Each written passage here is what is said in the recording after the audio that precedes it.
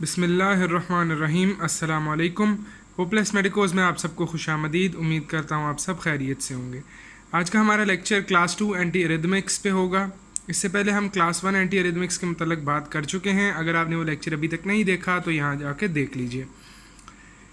Class 2 anti एरिथमिक्स जो है वो बीटा ब्लॉकर्स होते हैं, और बीटा ब्लॉकर्स का हमें पता है, पहले भी हम सिंपैथेटिक्स के अंदर पढ़ चुके हैं। बीटा ब्लॉकर्स क्या करते हैं, बीटा रिसेप्टर्स जो हैं उनको ऑब्वियसली ब्लॉक करते हैं। बीटा रिसेप्टर्स सारे के सारे आपके GS कपल्ड होते हैं। GS कपल्ड होने की वजह से beta receptors normally cyclic AMP को इंक्रीज़ करते हैं, लेकिन बीटा ब्लॉकर्स साइक्लिक AMP को डिक्रीज़ करते हैं। ठीक है। अच्छा, बीटा ब्लॉकर्स जो है हार्ट के ऊपर डिस्ट्रीब्यूटेड होते हैं, लेकिन ज़्यादा उनकी जो कंसंट्रेशन है वो SA नोड और AV नोड जो है, जो आपके पेस मेकर हैं हार्ट के, SA और AV नोड्स में उनकी कंसंट्रेशन ज़्यादा होती है। तो SA नोड में कंसंट्रेशन ज़्यादा होने की वजह, SA और AV नोड के कंसंट्रेशन ज़्यादा होने की वजह से बीटा ब्लॉकर का मेजर इफेक्ट आपको SA और AV नोड में मिलता है। तो SA and AV nodal activity को ये डिक्रीज़ करते हैं। ठीक है। नेक्स्ट हमारे पास आ जाता है, क्योंकि ये SA नोड को और AV नोड को की एक्टिविटी को डिक्रीज़ करते हैं, तो आपका जो फेज़ 0 है और फेज़ 4 है, उनकी जो स्पीड है उसके स्लोप को डिक्रीज़ कर देंगे, मतलब इनका ड्यूरेशन बढ़ा देंगे। फेज़ 4 का ड्यूरेशन बढ़ा देंगे, ठीक है, और फेज़ 0 का ड्यूरेशन बढ़ा देंगे। स्लोप कम होने का मतलब ये है कि ड्यूरेशन बढ़ रहा है। ठीक है। अब ड्रग्स में हम ना कोई भी ड्रग्स दे सकते हैं बीटा ब्लॉकर्स के एज एंटी रिदमिक्स। ठीक है। पहली बात तो ये कि बीटा ब्लॉकर्स जो हैं वो क्योंकि SA और AV नोड पे कर रहे हैं एक्टिविटी, तो सुप्रावेंट्रिकुलर टैकिकार्डियाज जो हैं उनके लिए हम देंगे। अच्छा, हम दे सकते हैं कोई भी बीटा ब्लॉकर, लेकिन हम प्रेफर यही करते हैं कि बीटा 1 सेलेक्टिव। अगर आपको याद हो तो बीटा ब्लॉकर्स को याद रखने का तरीका ये था, A to M beta blockers जो हैं वो बीटा 1 सेलेक्टिव होते हैं, जिनको हम कार्डियो सेलेक्टिव B कहते हैं, कि बीटा 1 सिर्फ हार्ट के ऊपर पाए जाते हैं। और जो N से ऑनवर्ड होते हैं, N से Z तक, वो नॉन सेलेक्टिव होते हैं। N to Z, N से नॉन, ठीक है, नॉन सेलेक्टिव होते हैं। खैर, कोई भी बीटा ब्लॉकर हम दे सकते हैं, लेकिन हम प्रेफर ये करते हैं कि बीटा 1 सेलेक्टिव्स दें। अब जो ड्रग्स हम यूज़ कर सकते हैं उनमें से प्रोप्रानोलॉल है, ठीक है, और कार्डियो सेलेक्टिव्स या वो इन जो बीटा 1 सेलेक्टिव्स हैं उनमें हमारे पास एसब्यूटालॉल और एजमोलॉल है।